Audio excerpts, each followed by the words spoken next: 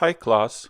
Today we are going to discuss the story of gravity and specifically Einstein's theory of general relativity.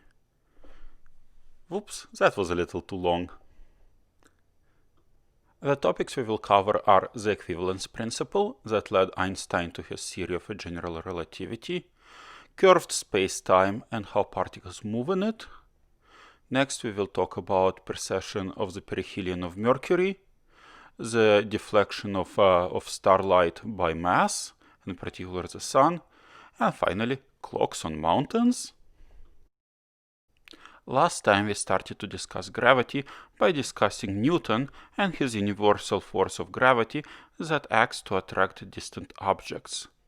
The force of gravity according to Newton is given by the equation g, the universal gravitational constant, times m1 and m2, the mass of the two objects, divided by r squared, the distance between the objects squared. We also mentioned that Einstein introduced a universal speed limit, the speed of light, in his special theory of relativity. And then came a breakthrough moment that force of gravity cannot be instantaneous, like in Newton's theory. And after much work, Einstein happened upon a solution, and the solution is that there is no force of gravity at all. And this time we are going to discuss Einstein's solution in some detail and see how it is that objects can attract each other while there is no force of gravity. General relativity is based upon two postulates, and let us go ahead and slowly write out these two postulates. The first postulate, known as the principle of equivalence, states that an experimenter in a box can't figure out if the box is in a uniform gravity field or is being uniformly accelerated. The second postulate states that particles and also light travel in straight lines in inertial frames, i.e., in those frames that are not being accelerated or in a gravity field. As we shall now observe, these rather simple postulates have quite surprising results. So let's go ahead and take a box and put an experimenter inside of it. Now what could the experimenter do inside the box? Well, the experimenter could shine a laser light or maybe drop a ball and study the motion of the light or of the ball. Now what does the principle of equivalence tell us? It tells us if the box is being accelerated uniformly with acceleration a, for example, if the box is placed inside a rocket ship and the experimenter is being pushed down to the bottom of the box by the acceleration of the rocket ship, the experimenter cannot distinguish the situation from the situation where the box is placed on a planet surface with a uniform gravity field and acceleration due to gravity, little g. Let us start by considering the ball drop experiment, and first let's do the gravity case, which is the one we are quite familiar with. So here is our box, here is our ball. At time t equals 0, the experimenter drops the ball, and the ball starts accelerating downwards due to the gravity field. Initially, the ball is, say, at an altitude of y equals to 2 meters. At 1 second, it's at altitude of y equals 1.5 meters, and at 2 seconds, the ball has reached the floor of the box at an altitude of 0 meters. For those of you paying really close attention, that does indeed mean that the box is accelerating at 1 meter per second. Now let's consider the equivalent case, that of an accelerating box, with no gravity field whatsoever. Here I am drawing the initial position of the box at time t equals 0. Initially the box is at rest. At t equals 0, the box starts accelerating upwards, so by the time time reaches t equals to 1 second, the box has accelerated to a speed of 1 meter per second, same acceleration rate as in the gravity case, and the box has shifted by half a meter. By the time time reaches t equals to 2 seconds, the box has accelerated to a velocity of 2 meters per second and has shifted upwards by 2 meters. Now at the time t equals 0, our experimenter releases the ball. Now this ball is stationary since at the time t equals 0, the box is not yet moving. Now what happens to this ball as the box is accelerating? Well, no forces are acting on the ball, and therefore the ball remains stationary. Meanwhile, the box is accelerating past the ball, as we see here, until at time t equals to 2 seconds, the ball finally reaches the floor of the box and they collide. Now, to make these images easier to read, let me fill in the displacement of the accelerating box away from its initial place. So at t equals 1, it's displaced upwards by half a meter, and at t equals to 2 seconds, it's displaced upwards by 2 meters. Now, from inside the box, our experimenter can't tell which box he's in, the box in gravity or the accelerating box. They look identical. But perhaps that is not so surprising, because Newton's universal law of gravity would give us the same result. Now let's go ahead and try something else, and that is shining a laser across the box. We start with maybe the easier conceptually to understand case, and that is of an accelerating box. Now, this case is very similar to the case of the ball being dropped in an accelerating box. So here is the box shifting, and we see that initially the laser light is emitted from a laser, and it's flying across the box while the box is accelerating upwards. For the stationary observer, the laser light appears to be moving just in a straight line.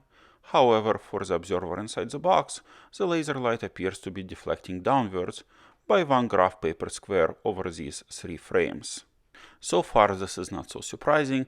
After all, laser light should travel in straight lines for stationary observers. Now let's look at the fun case of a box inside the gravity field. According to the equivalence principle, an observer inside this box should not be able to tell the difference between this box in the gravity field and the accelerating box.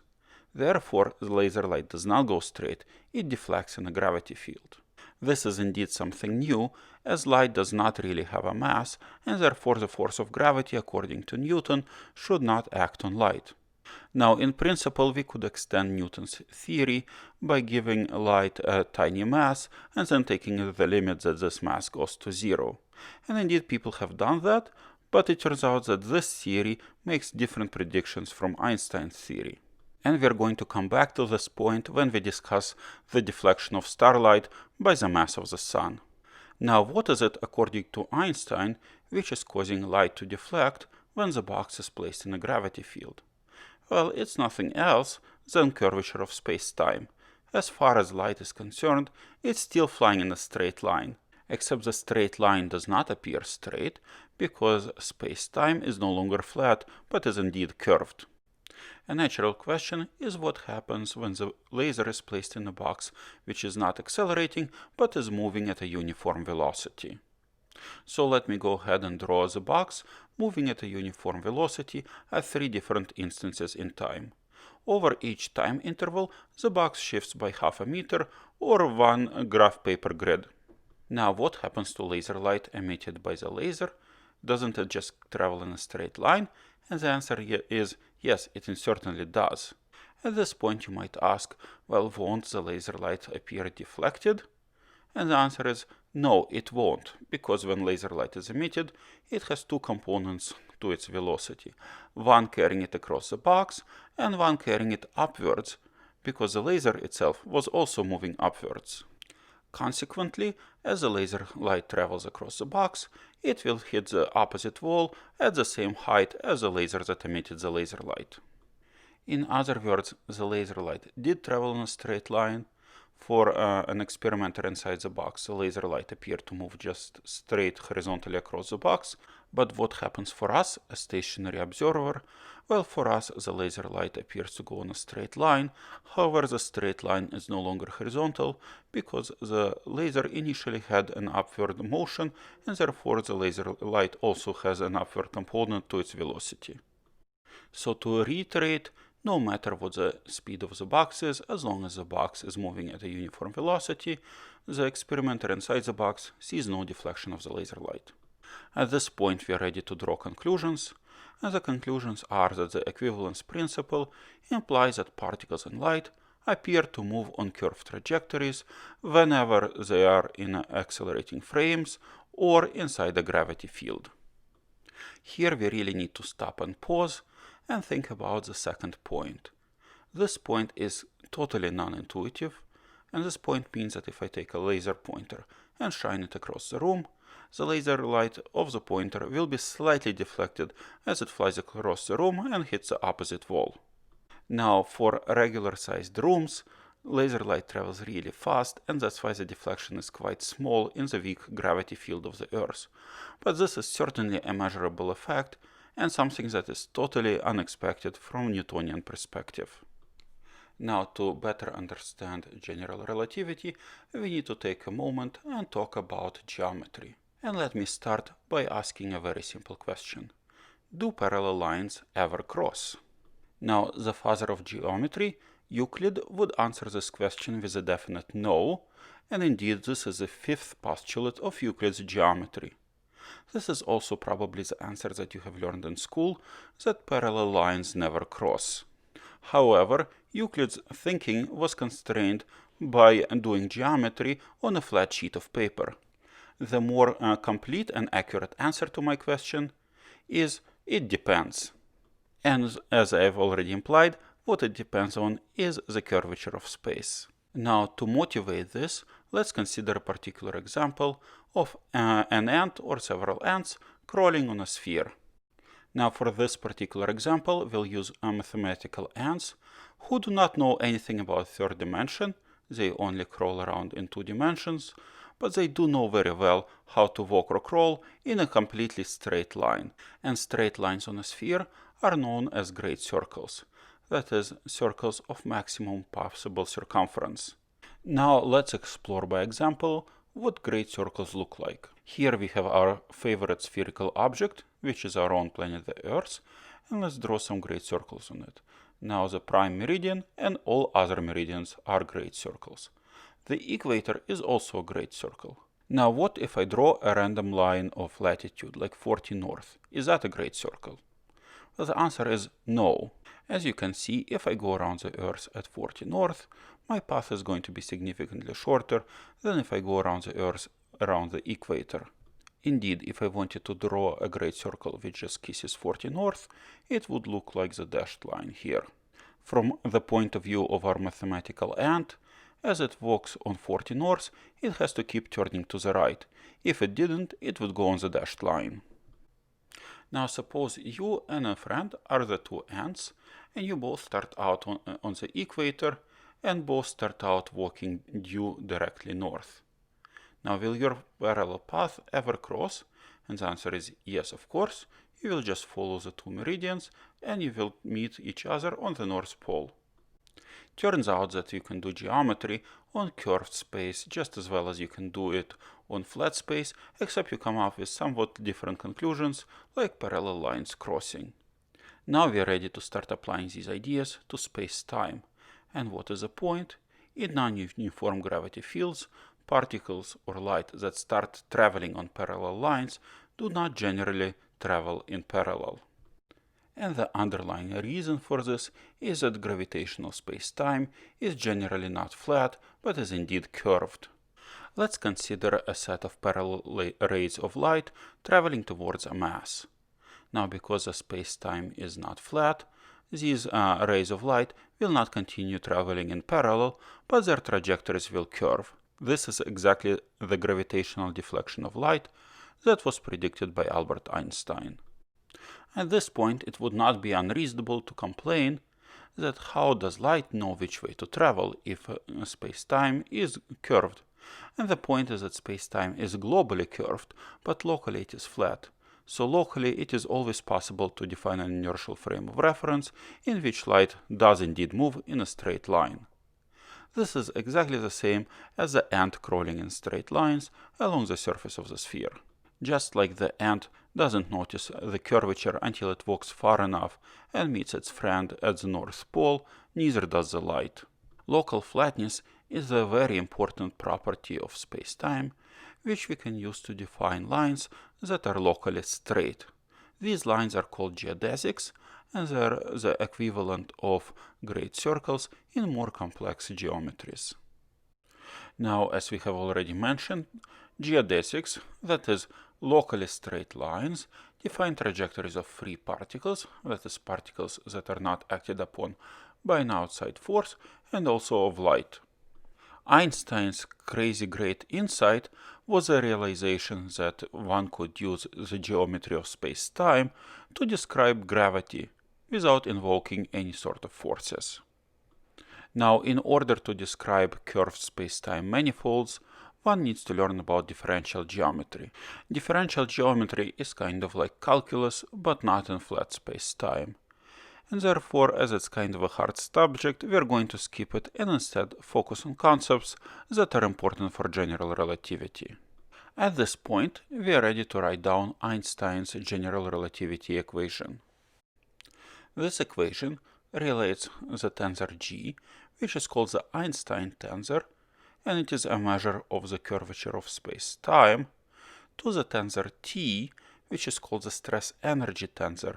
The stress-energy tensor measures the energy and mass density in this local part of space. The relationship between G and T tells us that energy and matter can induce curvature of space-time, and the curvature of space-time in turn affects how particles and light move, because those tend to move in geodesics. And the geodesics are of course determined by the curvature of space-time. The final term in Einstein's equation is a so-called cosmological constant, or in modern language it is also called dark energy. This term can be thought of kind of as anti-gravity, causing space-time to try to push itself apart. Einstein originally included the cosmological constant term in order to be able to achieve a static universe. The cosmological constant term would counteract the pull of gravity, which is described as a stress-energy tensor term, and therefore the two could balance each other out, achieving a static universe. It turns out that this method of achieving a static universe is actually unstable to gravitational clumping of matter, and therefore the universe really could not be static. When Einstein learned about Hubble's result, that all galaxies are flying apart from each other, he realized that the static universe hypothesis is completely incorrect. The universe is not static, but is in fact exploding following the Big Bang. As a static universe was no longer required, Einstein proposed removing the cosmological constant term, and in fact he called this term the greatest blunder of his life. Now, more modern data shows that the cosmological constant term is actually required to explain the cosmology of our universe, and this is a topic that we are going to come back to when we describe the Big Bang. In this video, we discussed the basic concepts that underlie Einstein's general theory of relativity. In the next video, we will discuss how Einstein's theory has been tested and what are its implications for our everyday lives, as well as for astronomy and cosmology. Thanks for watching, and remember to stay curious.